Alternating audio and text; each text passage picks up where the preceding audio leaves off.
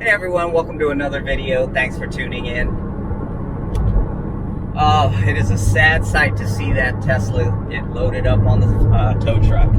But it's loaded up and it's heading off to the collision center. So, let the repairs begin.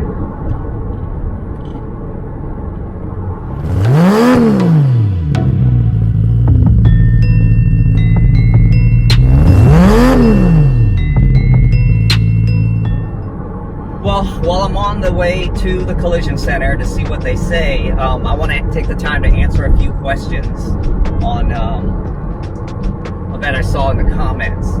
So first, I think someone asked if I got any warnings about the hood being, the front being open before I took off, and I don't remember seeing a single warning. I don't remember seeing any indicators that it was open. I'm gonna try to check the warning history in the app when it gets out of service mode. I actually went to try and check it, but the car is already in service mode, so it won't let me access any of that stuff through the app. So, as soon as I can, I'll let you guys know if there was an indicator of any kind, but I don't think there was. The other question that I got was there any video of the incident? Gosh, the camera's shaking so bad. I may have to pull over and talk to you guys. Let me do that so that it's not so shaky. All right, now that the car's not shaking so bad, let's pick up where we left off. Was there video of the incident? The answer to that is a great question, and I hope there is. I didn't even think about checking the dash cam footage to see if there was anything on there.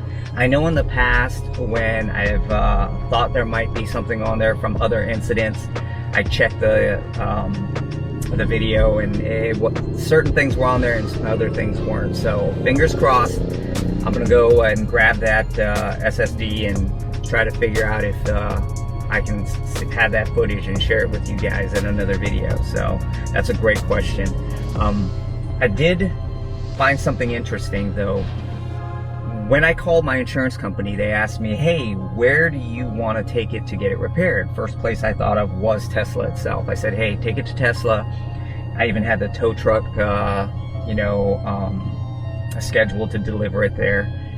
And once I got off the phone with them, I then realized I should let Tesla know what's going on. So I made a request for service through the app and also sent them some photos. And within a couple hours, it might have even been an hour, they texted me back and said, no, don't bring it to the service center, not our service center. We recommend that you take it to an authorized collision or a body shop, one of their authorized body shops. So that's exactly what I did. But I had to call State Farm back and go through all of that again and let them know to take it to a completely different address. So hopefully you never have to repair your Tesla, but if you do, let Tesla know right away and get their advice on where you should take the car.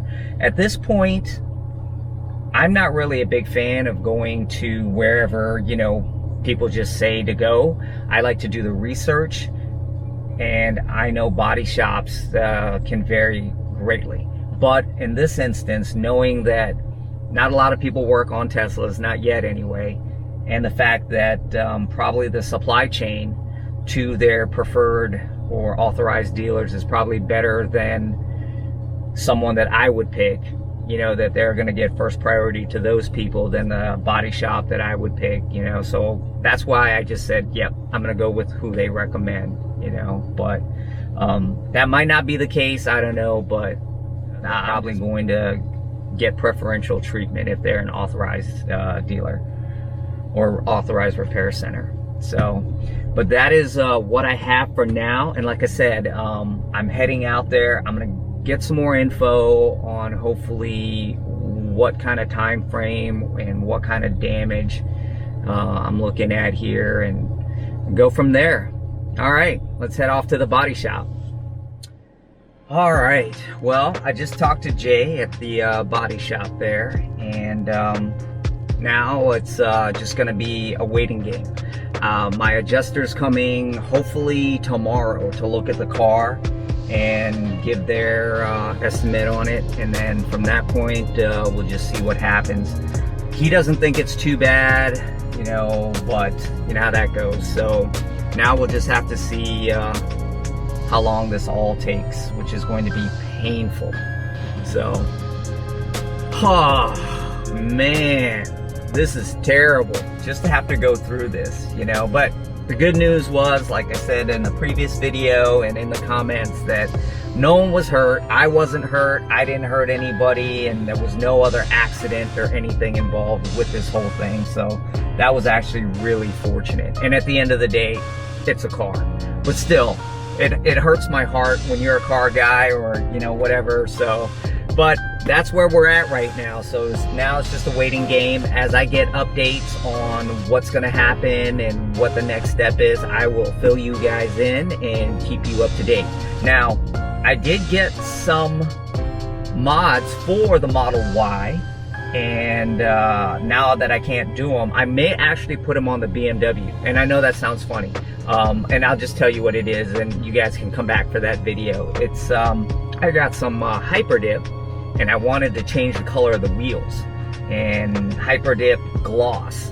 So this is supposed to be pretty new, so I'm gonna go ahead and try that out and see how that works out. So come back if you're interested in that, and we'll go from there. And like I said, while I'm doing that, I'll also clue you in onto what else is going on with the Tesla. Again, guys, thank you for tuning in, and remember, go to your car meets, enjoy what you have, and have fun with your mods. Thank you, guys. See you on the next video.